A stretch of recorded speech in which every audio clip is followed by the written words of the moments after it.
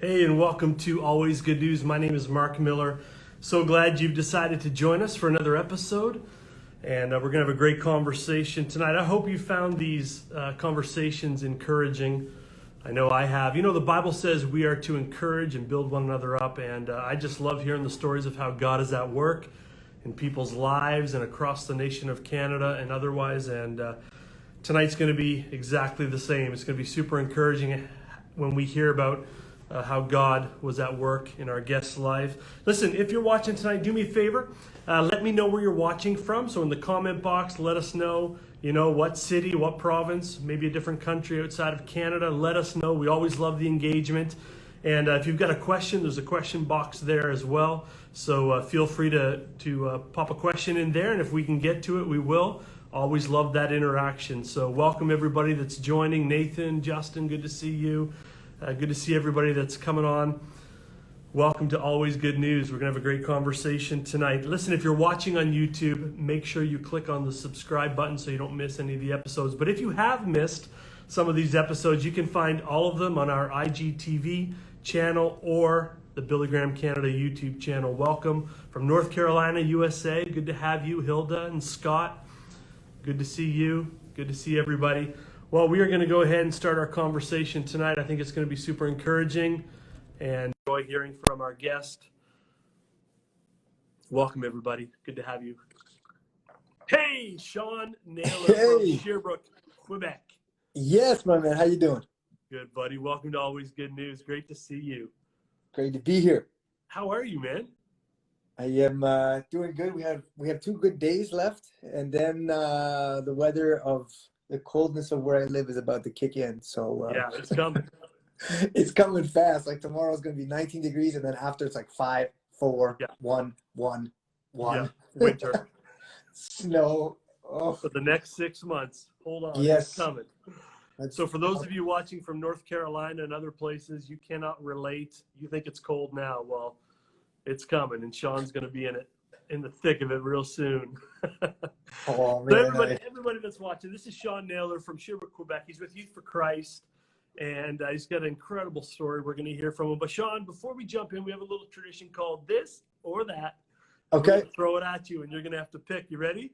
Yeah. So for people that don't know, Sherbrooke is just under 2 hours from Montreal, right?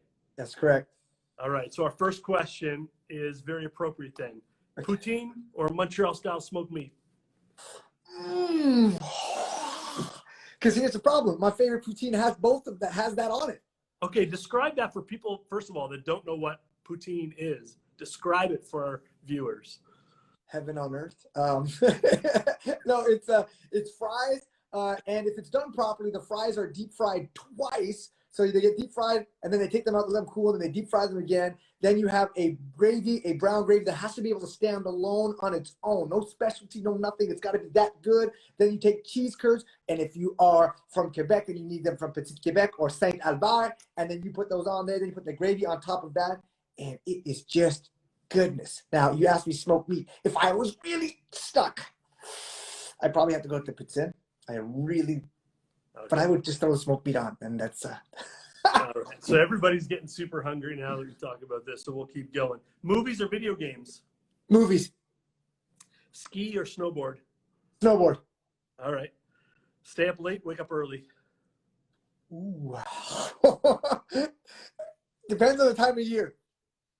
Okay, Summer, explain that. If it's the summer, I want to get up early because I'm going out fishing. That's what that means.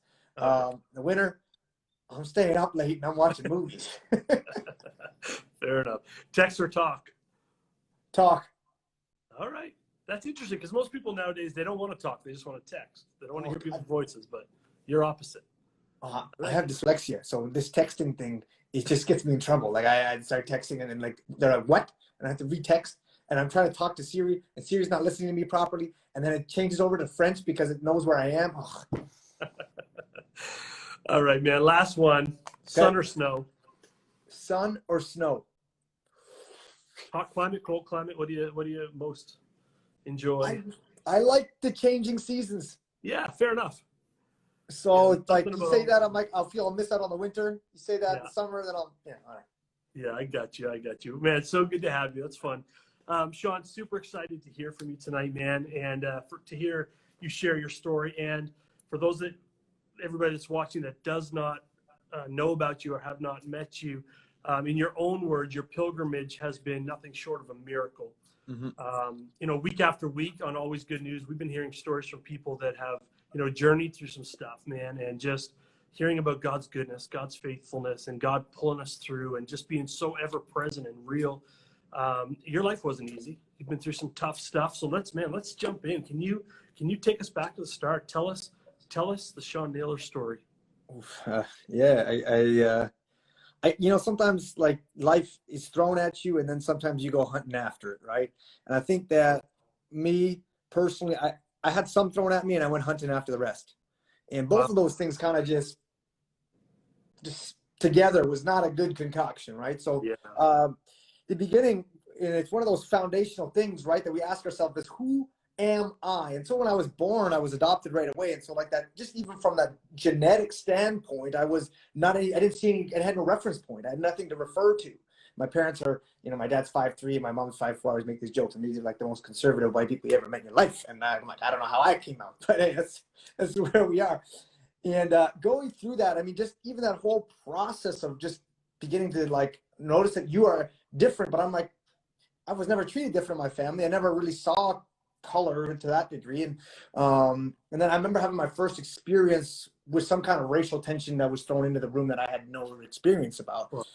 And, since then I've learned two things. One, don't mess with bears. And two, old redheaded ladies that are your mom, don't mess with them. You see, because what happened was I was we had a birthday party, and this guy who was in the change room, because we were at a swimming pool, we got in there, like me and my buddies, and, we were young guys. And so everything turns into the jungle gym, whatever, right? It is what it is. And he got real mad. And he dropped the N-bomb on me. And he's like, "What are you doing in here, you nigger?" And I was like, "What?" I'm like, "What?" And I didn't even know what that meant. I didn't know. So I just said the guy was angry at me. So I went and told my mom about what had just happened. And my mom, and like back then, right, it was back then. So like it was really abnormal to see a lady walk into the guy's change room. My mom just stormed off, didn't say anything to me, just ran in and tore a strip off this guy. But what happened after that was this whole real searching. Like, and I mean, that's early. I mean, I was 9 or 10 at that point. And I remember just like, why me, of all the people that were in this room that picked me out? Like, this guy picked me out. Yeah. Like, what was I different about? And so, that was that process. But then this is where I started going hunting. So when I got into high school, for better or worse, the hormones kicked in. And I wasn't realizing at the time, but as I got older, obviously you unpack some things about your life and you look back and you go, "Oh, okay, that's why I was acting kind of that way." And I always tell young people, be careful who you decide to date, because you don't know the baggage they're carrying in. Yeah. You don't know what's in their suitcase. And so what I was carrying was this animosity towards my birth mom the whole time. And so my vendetta was to take the amount of pain that I was feeling in rejection and place that onto somebody else. So I wanted to get as close as I could to them and then sever the tie. And doing that would then, for me, was some way of getting back at my birth mom. Wow. And but I didn't realize what the damage it was doing to me personally, physically, and spiritually.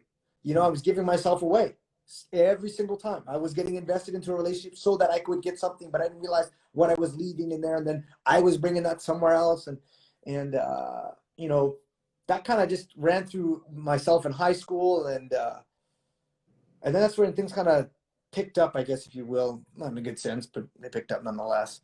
I didn't know really what I was going to do after I got high school, because I wasn't a good high school student. Just, it was terrible. And I wasn't a bad guy in school. Like, teachers loved me. That's the reason why I made it through high school. But it wasn't because I was like a super intellect or anything like that. I didn't apply myself. That's what they would say. Right. I smiled my way through high school. You got a great one, man. Oh, thank you. But so my teachers would just keep passing. And so, I get to my end of high school and I'm like, what am I going to do? And no university is going to accept you when you have a 51 average. And that was what is required to pass a class. So they were literally giving me the mark to pass the class. And I made a dumb decision, as many of us do in life. And the stupid decision was to become a drug dealer. There was no need for me to become one. I didn't come from a rough background. My parents are amazing. I just thought that the only way to continue the lifestyle that I was living was to do this. This was the next step. And, you know, there's people in your life that all of a sudden say things out of nowhere, but they're just so like, it's like, how did you say that? And that's my brother. You know, my brother is, he's an awesome guy.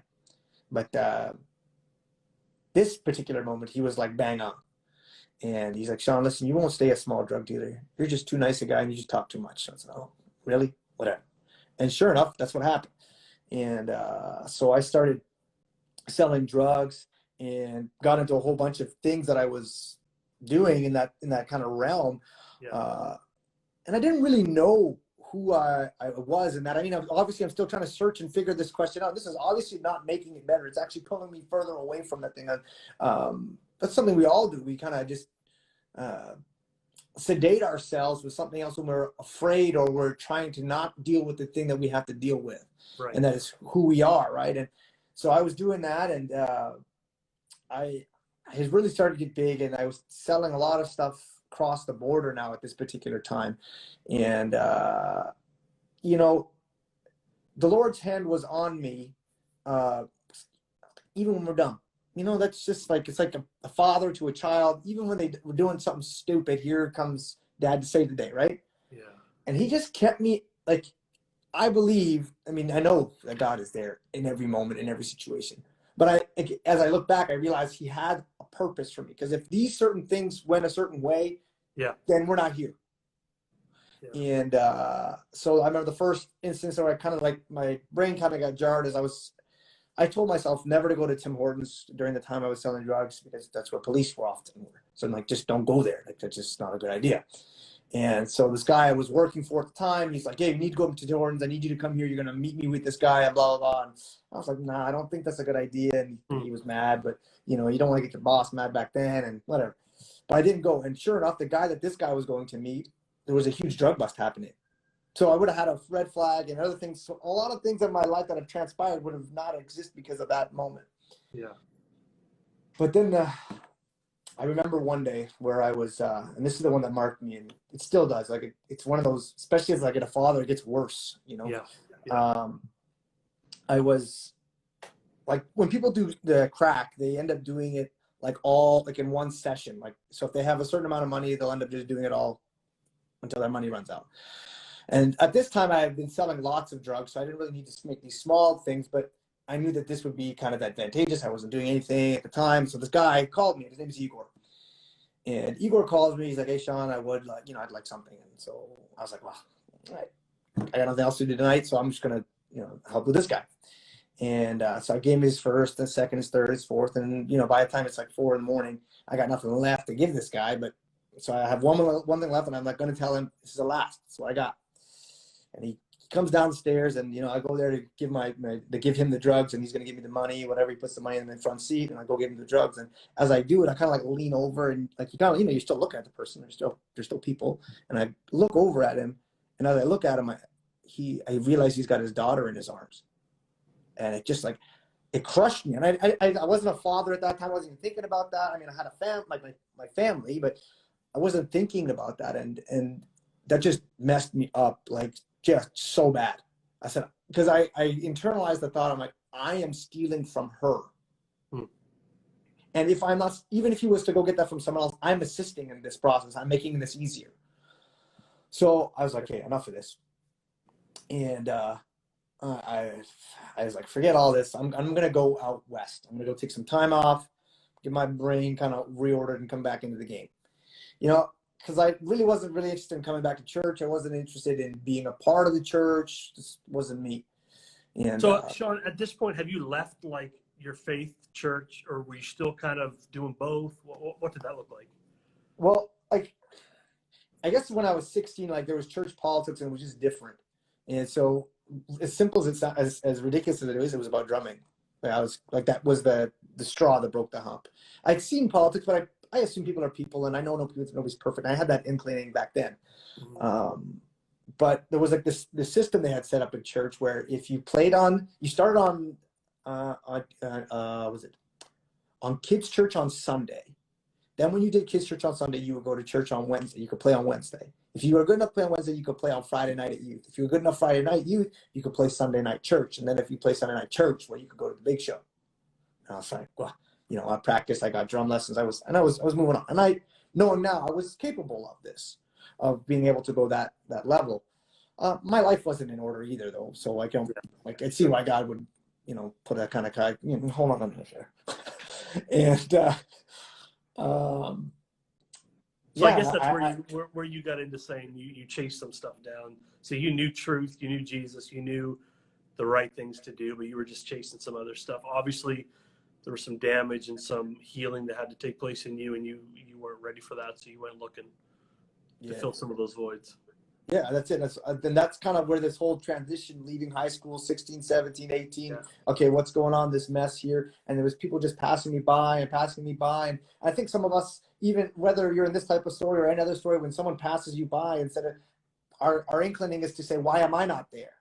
And why are they getting the benefit? Why are they getting the promotion or whatever? Yeah. And so that infiltrated me quite deeply. And so when I was out west, you know, my mind was getting clear, and I started to think about things, church, this, that, the other thing. But still, I knew I was coming back to, like, I knew God, I knew who He was, I knew He was there, but I didn't have time for Him. And I was doing my thing. He's over there, whatever. And I got this phone call when I was out west, and rattled me a little bit, because like we're talking, like back then you talked in codes. Because what happens is you get a phone call and your phone clicked, because that meant someone was listening in. And I mean, if someone wants to ask me, there's a pretty cool redemptive story that happens after that too as well, but another day. But I get this phone call from this guy, and my name was Nazareth. That's my gangster name, which is Tarzan backwards. Useless. What was I thinking? Oh man. And he's like, hey, it's gone. What do you mean it's gone? He's like, it's gone. You know, he's trying to talk code, so I'm not sure. I might be talking drugs. Is money gone? Like, what do you need more? Do you make a phone call for you? Because I had set up everything that people would keep this thing functioning while I was gone, and then I would come back. And so finally, after whatever, I don't even know how long this took to figure out what had happened, is I had been robbed. And so I went from having like literally the amount of money that anything I wanted to do, I could just do. I didn't have to worry about it. I was just like, I do it, whatever. So what it was. And I went to having nothing. I could see the money in my wallet starting disappearing, and there was nothing coming to put that back in.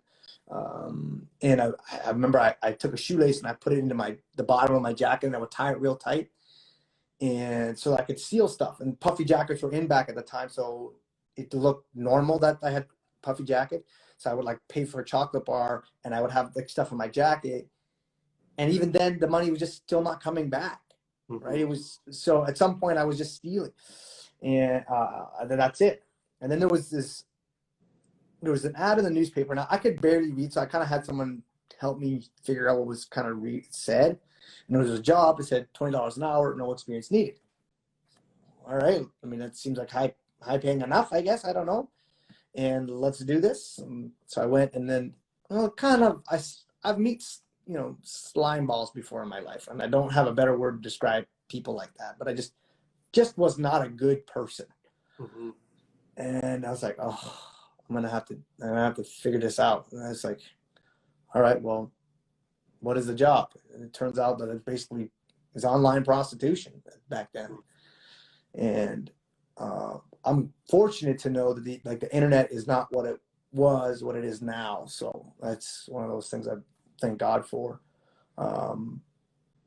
But anybody who talks about the sex industry as uplifting is wrong. It's categorically wrong. There's nothing good about it. Like nobody is getting elevated in that process. Like nothing. And it was all about how much you could demean somebody else. Like that was the whole process from top to bottom, from whatever, from business to business. It just wasn't. And then I remember coming back, we used to try to normalize things. So I was like, after a shift of work, I was like, man, I'm worth so much more than this. I'm like, even if I just did stuff for my dad and all he did was feed me and I stayed at his house, this would be better. And like all of my biblical studies from Sunday school came flooding in. And I'm like, I literally just said the line of the prodigal son. I said, if I just went back to my dad. I was like, what am I going to do? I'm like, I haven't really talked to my dad realistically for probably a good 3-4 years at this point. Like, you know, I mean, it's a high Christmas and whatever, but, you know, I kept everything kind of my way. I mean, fathers are fathers. I'm sure he still knew it at that point. But what really rattled me is like my dad's old school. Like they have a phone at the house. They still have a landline at their house and they don't have like caller ID. So they're still picking up the phone, all that stuff, right? And so I'm like in the heart of Whistler, and like there's a couple of places that you can go where you're really just cut off because you're in the valley of the mountain and you're not getting your signal out. So I'm like walking around the house which we worked in, and finally I get a signal. So I'm like, I'm gonna call my dad. So I call my dad. And the phone rings. My dad doesn't pick up. He takes a couple rings and then he picks up. My dad's a white guy, so he's like, hello, how are you? And he just says, hello, how are you? And he has no idea who's talking. He just says hello. Yeah. And I'm like, I'm breathing. I don't know what to say. I'm like, what am I tell my dad at this particular moment? And all I can hear is all I can do is breathe. And then before like I can even say anything, as I'm like mustering up the courage to say like I'm sorry or whatever, my father goes, I love you. He didn't see who was calling, but my father knew me from my breath, from my breathing. He knew who I was. Wow. And he says, I love you. I don't know how the fullest of the spiritual realm works, but something was restored in that moment. That's what he said. That's why I believe words are so powerful. I felt like my heart just started to beat again. Mm-hmm. And, you know, I begin to talk to my dad. I tell him what's going on. I basically just lay it all out. My dad, in his calmness, is like, all right, son, well, this is what's going to happen. You're going to come back, and you're going to go to school. Now, I told you before, I had a 51 average. So, and I believe in miracles. Because, okay, let's see what happens then, right? You know, so my dad had the smart idea of saying, stay there for 3 months, not in the space I was, get out from where I was, but say, get ready, because it's going to be like life changing for you. Man, it was messed up. I got back, and I think when we have repentance and we go back towards who God is, it's a process, and we still have to work the stains of our life out. Yeah. And we're working that out with God. And I remember saying, okay, Lord, this is real. I'm going to need your help. Like, if you're real, let's do this. Okay. Because I got no time for no time. Like, are you real? I'm like, show me. Like, I'm just one of those guys, words and actions. That's just me. That's what I want. Yep. And God knows how to speak to us. And he spoke, man. I went about it my way, and he went about it his way. And my way didn't work as particular. But when God, it was like that moment I realized, I was like, okay, this is where God is at. So I applied to 51 schools because I thought that was the spiritual thing to do, because I had a 51 average. Okay. And I got rejected 51 times. And that's the thing that I was having to deal with my whole life, was rejection. Yeah. But if Christ has called me, my identity is not in the rejection, but it's in him alone. Yeah. And so he said, got one of my friends who was on his journey back to Christ. And my friend, he's my best friend now. He's best friend then, I guess, too. He said, Shawn, apply again to a school that already rejected me. I applied again. I got rejected again. I said, Lord, okay, I can't deal with this rejection, dude. Send it again. I get rejected again. And the third time, he asked me a third time. My buddy said, Shawn, just come. You got to play on this football team. It's going to be good. Because I told the Lord, listen, I want to play football. I want to get to university. You got to make it happen. And I was like, so I sent that off to him. And I'm not naming it, claiming it. I was just like, that's what I put out in the water. And I thought it was going to happen my way. And so I got a rejection letter, and I got a second letter from the school. The first letter was the rejection letter. The second letter that I received was, we're going to let you in on a compassion case. Wow. So I was like, okay. And then I have it in, like, I see this miracle in paperwork. I have it. So there was a rule that used to be in the CIS, which it was called then, it's called the RSQ now, where you couldn't play football if you were a part-time student. And that was the only way I was getting let in. I said, man, okay, well, I guess I'll have to sit out a year. I was willing to take my lumps. And then they changed the rule. They said you could play football as a part-time.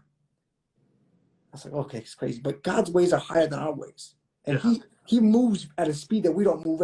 And when you just lay your life out in front of him, he's like, thank you. Now you become malleable, and I can put you into the position, the destiny that I have for you in the way that I want to. See, God wants his glory to shine through us, not us be glorified, but him be glorified through what we do. Wow. Like with what he does through us. And so I was there, and I'm like, I'm in university. And I told you I could barely read. What am I doing in university? Gosh. And I was in sociology, and I got there, and all you do is read and write. And I have like dyslexia, ADD, you name it. I got it. I got all that the not do this program stuff. And I said, okay, Lord, like, you got to help me. Cause like, I can't read this stuff. Like, my brain is not wired like this. And then he sent me this lady who was just an angel. She worked with me. And I went from being a 51 student to my first year in university being an 85 average student, and throughout my career. And then ended up being a nominated valedictorian for my school. Like, it was just unheard of.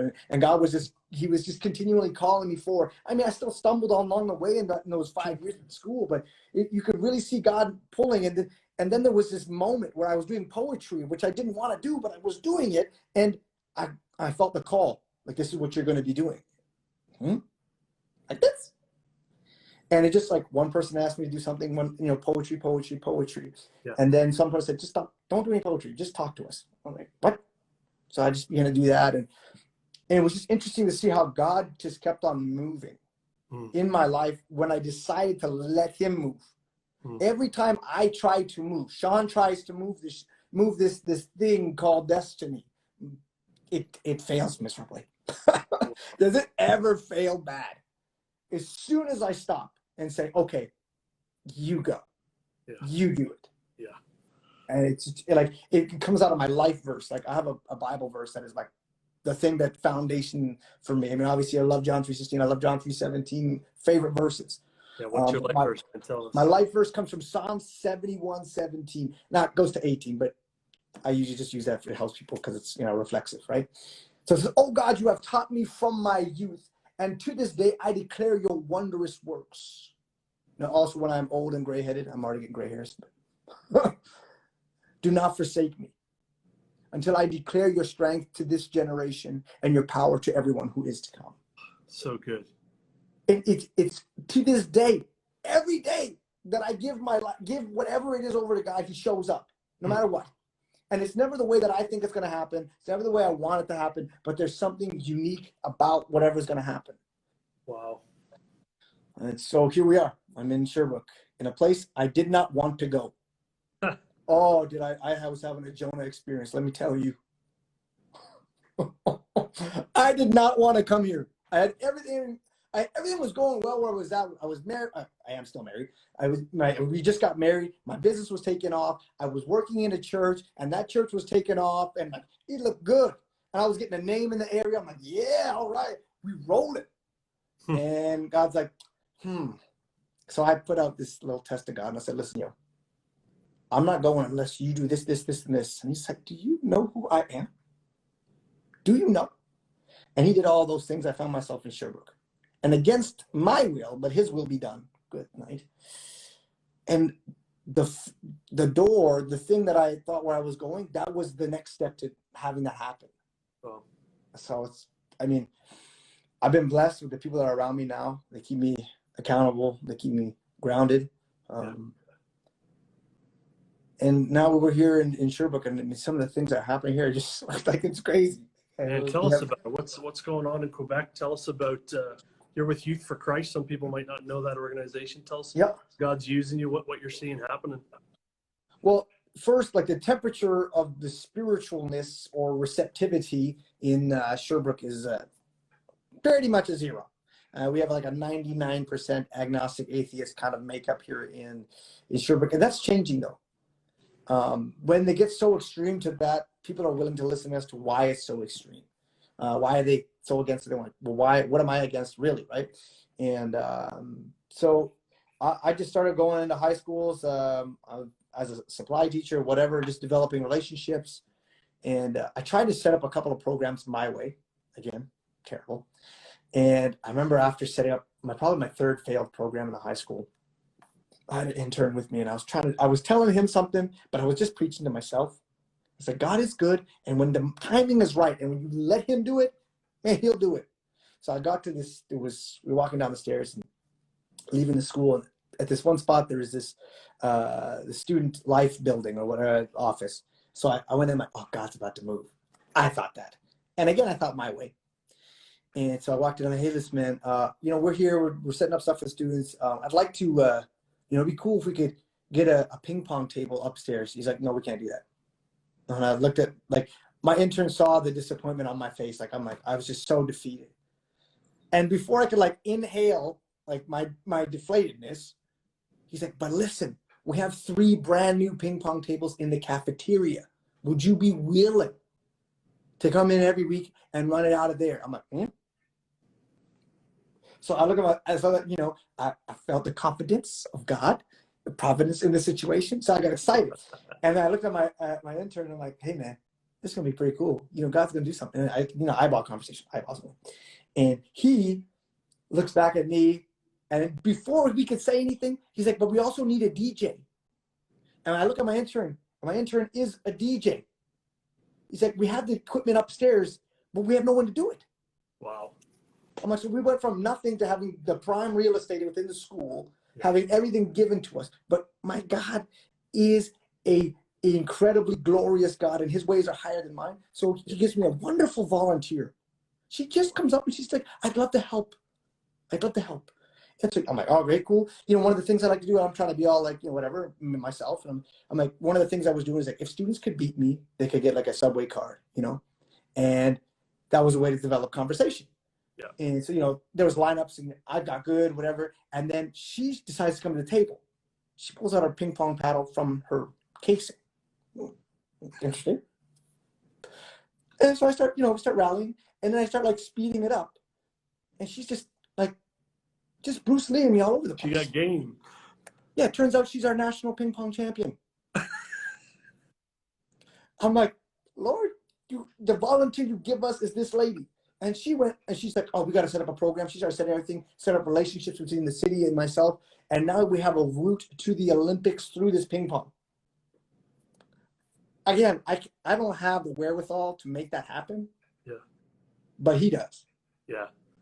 And so we've been really encouraged. We get to hang out with young people on a regular from that. I mean, and obviously now with the COVID, things have changed a little bit. So we're doing some other type of programming that we kind of get to come in and help people, because everyone's just stressed out of their minds right in the school, right? Yeah. So coming to help do that. We're doing stuff outside. I'm going to skate parks like on the regular. Like I have not been this good at skateboarding since I was like 21 or something. Awesome. Yeah, man. Well, it's so good. I was reminded of the verse as you're talking, Shawn, in Jeremiah, before I formed you in the womb, I knew you. Mm-hmm. And it's so powerful that our Creator, God knows us, and he formed us, and he fashioned us. The Bible says we're fearfully and wonderfully made, but sometimes it just takes us a little time to figure it out. Mm-hmm. And figure out who it was that he formed, and who he formed was his kids. And man, your journey, the prodigal story is obviously so powerful. Unfortunately, for sometimes the longer you've been in the faith, it just becomes another story, another Bible fairy tale of some type. And yet here you are, Shawn Naylor, Sherbrooke, Quebec, who lived the prodigal son story, and the reaction of your dad just expressed love to you as an adopted son. I mean, if that's not the kingdom, if that's not our Heavenly Father, right, who's adopted us into his family and calls us his kids. Yeah. Beautiful. It's powerful, man. I love hearing it. Thanks for sharing. Yeah, it was awesome. I mean, it's awesome. It is awesome. Last week we had some guests on, or the week before, we talked about we give comfort to those who are in need of it, the same comfort that we receive from God. And I can see God doing that in your life, the same embracing and love and compassion and speaking destiny and words of life and not death that you needed, you are now giving to students throughout a province that is pretty much known for not being open to the gospel, and yet you're just living it out in real time in schools and skate parks. And man, so good. Yeah. Shawn, let me ask you one last question as we get ready to wrap this thing up, man. Go ahead. People are watching tonight, and there's hundreds of people that watch over the coming days on IGTV and YouTube and so on from all over the place. I saw South Carolina on, North Carolina, all across the U.S., Canada, Argentina, different countries, Brazil. We are living in a dark season, a chaotic season, a discouraging season, bad news over everything. Man, just to people that are watching tonight, speak some hope, speak some life. What would you say to bring some encouragement tonight from your story, from where God's brought you? You know, where do you anchor yourself in these times? Well, there was a moment in my life as I began to speak in churches and places, and there was a part of my testimony that I didn't share constantly. I would avoid it because I had this fear that if I said this, that would end everything. And that was about prostitution. I said, if I share this, like everyone was okay with you being a gangster, a drug, they can handle that story. But I want to show you how deep you can go. Like, how deep does this go? But God's love goes that deep. And I'm reminded of the verse in Romans 8:31. He says, for what are these things? If Christ is for us, who can be against us, right? If Christ is for us, then who can be against us? So I remember having this dialogue with God, and he's saying, Shawn, why are you stopping my glory from being revealed? And I thought, okay. And the moment switched, and I said it, and I was liberated, right? In the same moment where we are right now, and everything's chaotic, and we don't know where we're going.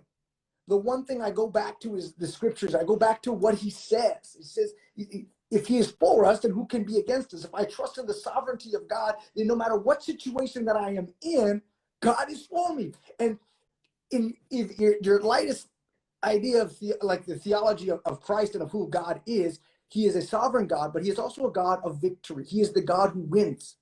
He's not a losing God. So if I rest in him, whatever I rest in him, I put my life in him, whatever I put in him, I am victorious. Yeah, it's very good. And so that's what I would say. So in these situations where we feel like all hope is lost, God is working something out. And it's going to be absolutely incredible when we look back and we get to see the tapestry and the majesty of God's hand at work in not only in our lives, but in the country's lives, in our country relation lives, in the way in which we approach the spiritual realm. The things that God is working right now is absolutely going to be just blow our minds because he is for us. Yeah. And nothing can be against us. Man, it's so good. And listen, everybody that's watching, what a great reminder from Shawn tonight. God is at work. And week after week, this is what we're trying to accomplish through Always Good News, is to just shine a spotlight on different stories that, hey, God is at work. And I want to tell you, whoever's watching right now, God is at work. And you might not even feel it. It might not seem like anything's happening, but you can trust him. You know, the Bible tells us that one of the verses in Titus 3:5 says, he saved us not because of the works we've done. Come on. By us in our righteousness, but according to his mercy. And I love the fact that his mercies are new every morning. And so, hey, if you're watching and you're struggling, man, maybe you're in a place where it just feels like life is not turning out the way you expected it. Maybe you've chased, like Shawn said tonight, you've chased some stuff, and the consequences of that has brought you to a place that you don't want to be in. Man, I can tell you, and Shawn, you heard it from him tonight, you can place your hope and your trust in Jesus, and he is a winning God. And he is about redeeming and turning this thing around and working all things together for good. I want to encourage you, if you're watching, peacewithgod.net is one of our websites that will really help you. Click on the link in our bio for all of that stuff. And man, I'll tell you, we want to partner with you. We want to help you. There's places there where you can chat with an online coach to answer some of these questions. Shawn, how can people connect with you and your ministry? They can reach me out on all of my social media stuff, which is at Shawn Naylor. My name, my website is ShawnNaylor.ca. And if they want to go to Youth for Christ Canada, you can check me out there as well. Yeah, those are probably the best ways to get a hold of me. Fantastic. And I just pray you be blessed, that God will continue to use you through your province and beyond to continue to speak hope and life over students, man. This is a time when we need it more than ever. So God bless you. Thanks for joining us tonight, Shawn. It's been awesome, man. And thanks for having me, man. It's been a blessing. All right. We'll catch you everybody next time on Always Good News. Take care.